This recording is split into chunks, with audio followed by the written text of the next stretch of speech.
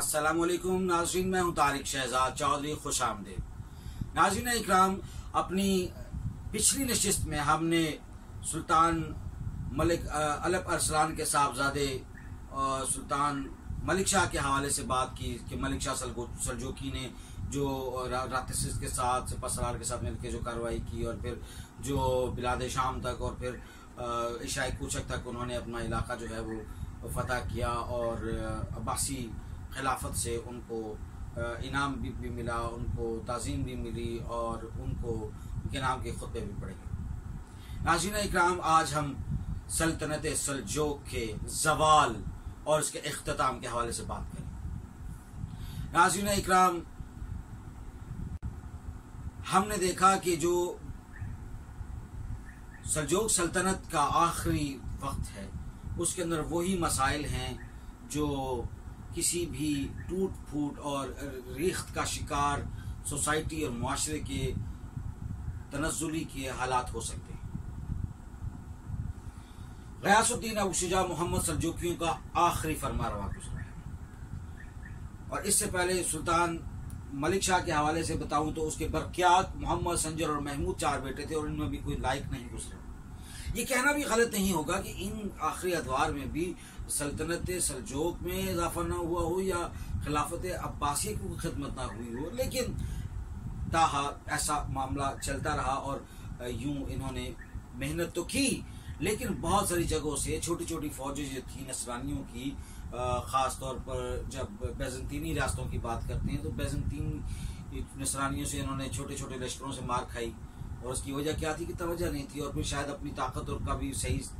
इस्तेमाल इन्होंने नहीं किया जो सही कर सके। 522 हिजरी और 1128 को सल्जूक सल्तनत जो है वो शाहनात ख्वारज़म के हाथों शिकस्त और रेख्त का शिकार हुई। 12 यूँ ऐसे हालात में ये सल्तनत ख्वारज़म वो सल्तनत थी जो उस वक्त इसने शाहनात ख्वारज़म जो थी ये इसने बल्कि खिलाफत अब्बासिया के साथ और मिलकर रूमियों का बड़ा एशियाई कूचक में बड़ा मुकाबला किया, जो उधर से नसरानी रूमी जो थे। तो यूँ फिर ये सल्तनत जो है ये चूँकि आपस में नाइत्तफाकी हुई, इत्तेहाद न रहा और निफाक ने जब जन्म लिया और उससे फिर ये बड़े मसाइल पैदा हुए। और इसकी वजूहात जो हैं ज़वाल की और इसके टूट फूट की, उसमें पहली वजह तो तख्त और ताज है, माल और ज़र है, इसके अंदर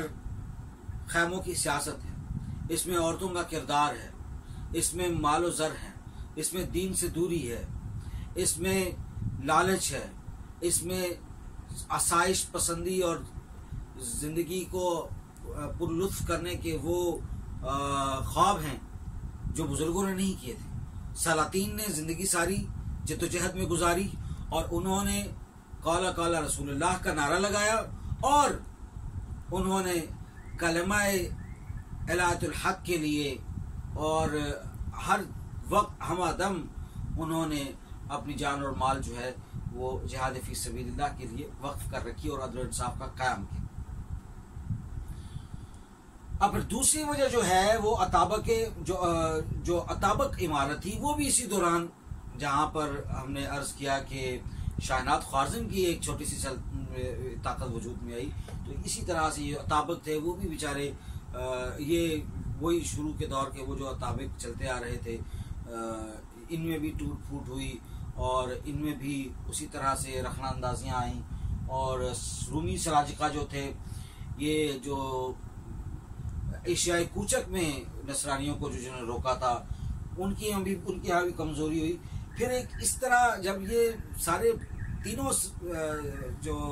सलाजिका थे, सलाजिका रोम, सलाजिका बिलाद शाम और जो एशियाई कूचक में जो बैठे हुए थे, इनकी जब जड़ें कमज़ोर हुई तो एक तरफ तो सल्तनत जो सल्जूक है ये कमज़ोर पड़ती है, दूसरी तरफ इसी के साथ साथ आप देखिए कि सल्तनत खिलाफत अब्बासिया की भी जड़ें कमज़ोर होती हैं। और शायद यही वजह है कि जब 1258 में आगे जो वाक़यात पेश आते हैं, शायद उसकी यही वजह है कि वो जो एक दबदबा था वो कायम ना रहा और अब हम इस हवाले से बात करते हैं कि बाज़ंतीनी साजिशें भी बड़ी तेज़ी से मुतहरक थीं, और वहाँ के ख़ास तौर पर जो मैंने अर्ज़ किया यहूदी और जो नसरानी जो थे,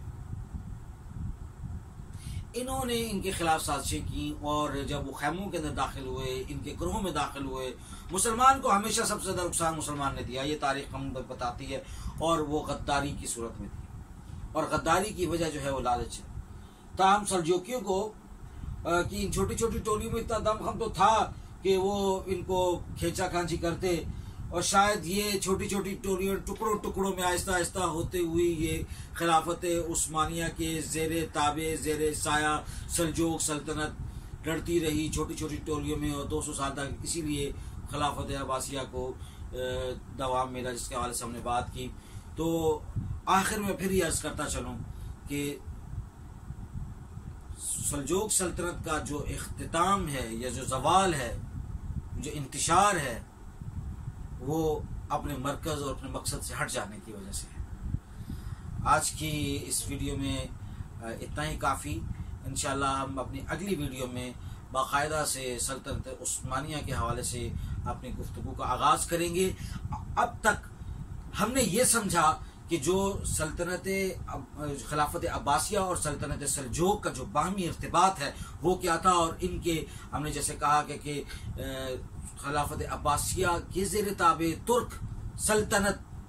सल्जूक कायम हुई। अब हम इस सल्जूक के हवाले से जब आगे जाएंगे तो हमें मालूम होगा कि वो जो आगोज़ कबाइल 12 जो थे तुर्किस्तान के, जो आए थे मावरतुन नहर के, जैसे कि हमने देखा कि अभी भी मावरतुन नहर से लेके मामला जो है वो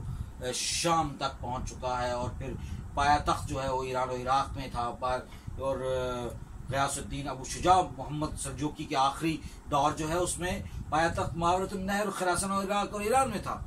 लेकिन उसके बाद फिर जो सूरत हाल आपके सामने आई है वो देखें, और फिर हम ये आयादा हुआ है, ये हमने उसकी थोड़ी सी रिवीजन की है। अब जो अगली वीडियो होगी वहाँ से हम बाकायदा और बाज़ाब्ता तौर पर सल्तनत उस्मानिया की तारीख़ का बाकायदा आगाज़ करेंगे। तब तक के लिए इजाज़त दीजिए। बहुत शुक्रिया। अल्लाह हाफ़िज़।